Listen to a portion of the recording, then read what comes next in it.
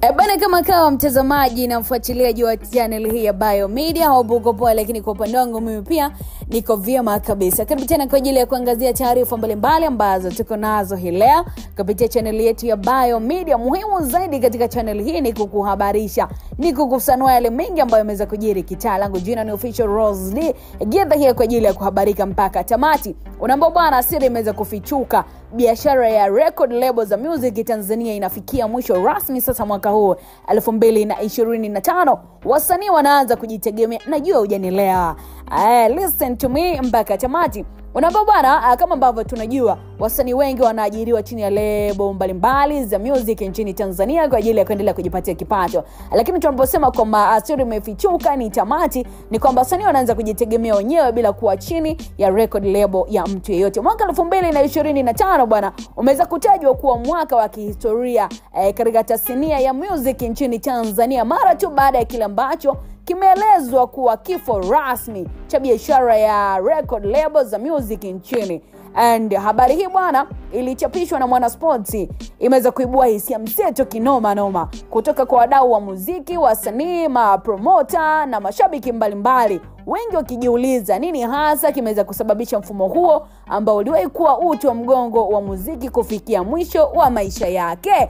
Sasa iko hivi, historia fupi ya lebo Tanzania kwa zaidi ya muongo mmoja hivi. Lebo mbalimbali kama WCB Wasafi, Kings Music, EPIC na nyingine kibao zimekuwa zikiendesha mfumo wa kuwasajili na kuendeleza na kusambaza kazi za wasanii mbalimbali. Kupitia lebo hizi bwana, wasanii wengi waliweza kupata umaarufu, mafunzo, mafanikio ya kifedha na hata fursa za kimataifa pia. Lakini hadi kufikia 2025 hali imeweza kubadilika. Sasa ni kusogezea tu pengine sababu kuu za kuporomoka kwa lebo nchini Tanzania.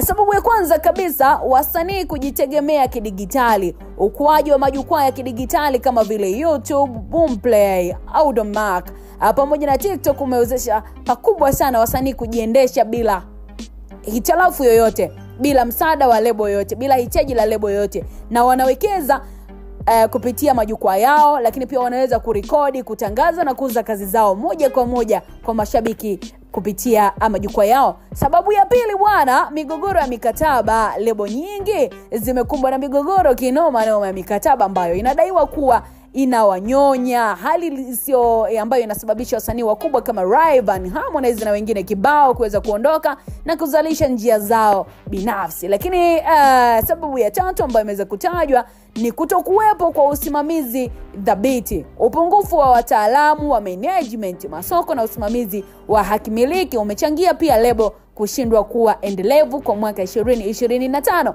Wasanii wengi walihisi kukosa mwelekeo wa kiuweledi ndani ya mfumo huo. So ikawa ni sababu pia ambayo ilipelekea lebo kushindwa kuperform vyema 2025. And sababu ya 4 ni matatizo ya kifedha. Gharama kubwa za kuendesha lebo, kushuka kwa mapato kutoka kwa mauzo ya CD na music na muziki pia kidigitali, pamoja na mdororo wa kiuchumi vimeweza kufanya pia baadhi ya lebo kufunga shughuli zake kabisa. And of course wadau wana maoni mengi kwamba msanii mmoja ambaye aliwahi kusainiwa WCB alisema, tulianza na ndoto kubwa, lakini baada ya muda tukatambua lebo zinaweka mapato mbele kuliko ustawi wa msanii. Kujitegemea ni bora kuliko. Mkurugenzi mmoja wa lebo maarufu alisema, mabadiliko ya kidigitali yalikuja kwa kasi sana. Tulikuwa na maono lakini hatukuwa na rasilimali ya kuyakamilisha. Sasa unafikiri nini kifanyike?